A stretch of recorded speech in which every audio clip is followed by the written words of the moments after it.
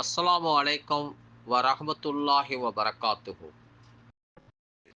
அண்டை வீட்டாரிடம் நடந்து கொள்ளும் முறைகள். பதிவு 2. அண்டை வீட்டாருக்கு நன்மை செய்வதும் ஒரு முஸ்லிம் கடமையாகும். வாரிசுகளைப் போன்று கவனிக்க வேண்டும் அண்டை வீட்டாரை. இறைத்தூதர் ஸல்லல்லாஹு அலைஹி வஸல்லம் அவர்கள் கூறினார்கள், அண்டை வீட்டார் குறித்து என்னிடம் வானவர் ஜிப்ரீல் அறிவுறுத்திக் கொண்டே இருந்தார். எந்த அளவிற்கென்றால், எங்கே அண்டை வீட்டாரை எனக்கு வாரிசாக்கி விடுவாரோ என்று கூட நான் எண்ணினேன். அறிவிப்பவர் ஐஷா ரலியல்லாஹு அன்ஹா. நூல் புகாரி 6014 பதிவாகியுள்ளது. கூடுதலாக சமைத்துக் கொடுக்க வேண்டும்.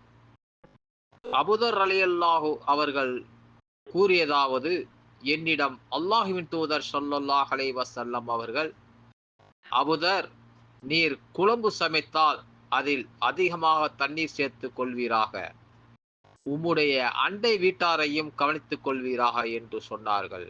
முஸ்லிம் 5120 பதிவாகியுள்ளது.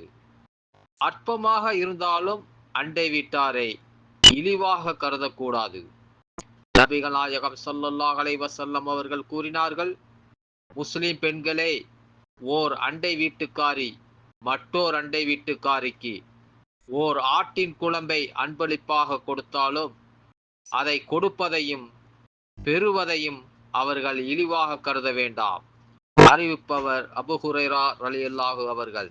நூல் புகாரி 2566 பதிவாகியுள்ளது. நம் வீட்டுக்கு நெருக்கமாக இருக்கும் அண்டை வீட்டாருக்கே முதல் முன்னுரிமை கொடுக்க வேண்டும்.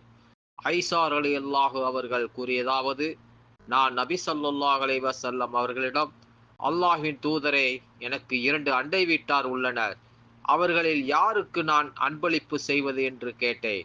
அதற்கு நபி ஸல்லல்லாஹு அலைஹி வஸல்லம் அவர்கள், இருவரில் யார் வீட்டு வாசல் உனக்கு நெருக்கமாக இருக்கிறதோ அவருக்கு என்றார்கள்.